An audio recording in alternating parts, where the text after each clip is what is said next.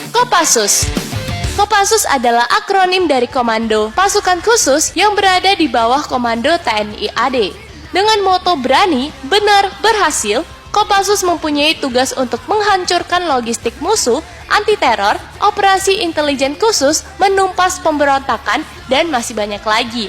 Beberapa tugas yang pernah dilakukan oleh Kopassus antara lain penumpasan DITII, Operasi Trikora, dan pembebasan sandera dari perampok Somalia. Karena memakai baret merah di kepala, Kopassus sering juga disebut pasukan baret merah. Karena membutuhkan kemampuan tinggi untuk menjadi pasukan elit ini, seleksi dan latihannya juga gila-gilaan. Seorang calon prajurit Kopassus harus sanggup menahan neraka dunia, seperti bertahan hidup di alam liar, berenang melintasi selat, dan menahan siksaan jika tertangkap di kamp tawanan.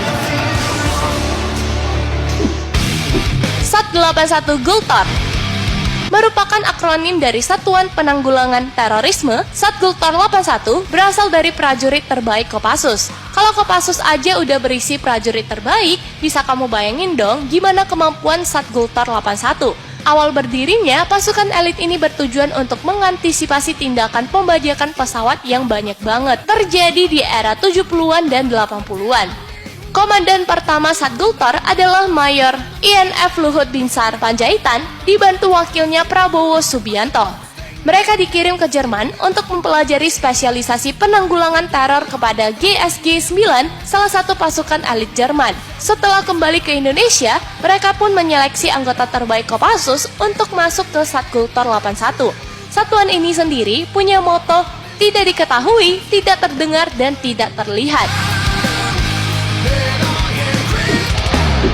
Dan Bravo, Detasemen Bravo 90. TNI AU juga punya pasukan elit loh, yaitu Den Bravo 90. Korps ini terbentuk dari anggota pasukan khusus AU yang sudah diseleksi ketat. Meskipun pasukan ini terbilang muda karena baru didirikan tahun 1990, kemampuan mereka tidak bisa dianggap remeh. Dan Bravo mempunyai tugas melakukan infiltrasi di instalasi udara musuh, melakukan sabotase, dan juga aksi memata-matai. Kemampuan Dan Bravo semakin diakui karena menggunakan alutsista terbaik TNI AU. Yontai VIP, Batalion Intai Amfibi. Pasukan khusus TNI AD udah, TNI AU juga udah. Sekarang kita bahas ya pasukan khusus dari TNI AL, yaitu Batalion Intai Amfibi atau yang sering disingkat Yontai VIP.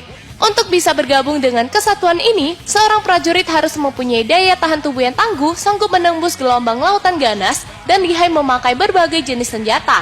Salah satu latihannya adalah, calon anggota harus bisa berenang sejauh 3 km dalam kondisi kaki dan tangan terikat. Tujuannya, agar suatu saat bisa melepaskan diri ketika ditawan musuh.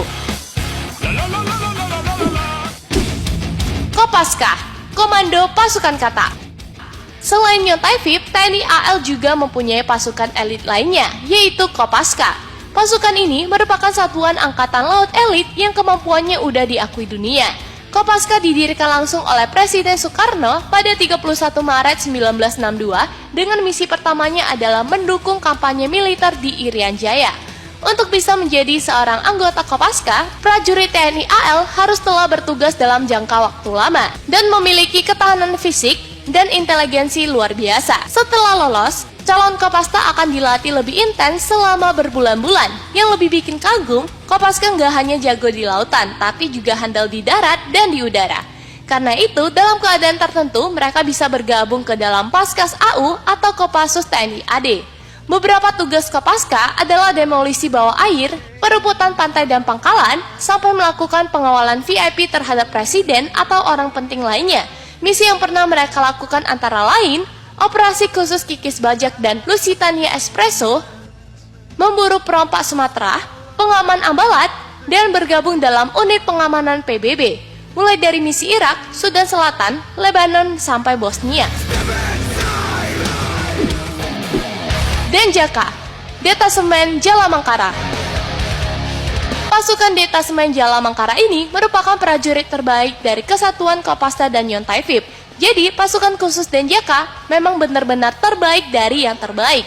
Agar bisa bergabung dengan pasukan Baret Ungu ini, seorang calon anggota harus menjalani tes yang lebih gila lagi. Karena mereka harus mampu bergerak lincah di lautan maupun survive di darat dan sanggup menyusup dengan terjun payung. Denjaka sendiri pernah latihan gabungan dengan US Navy dan Korps AL Amerika ini sampai tak habis pikir dengan latihan gila yang dijalani anggota Denjaka.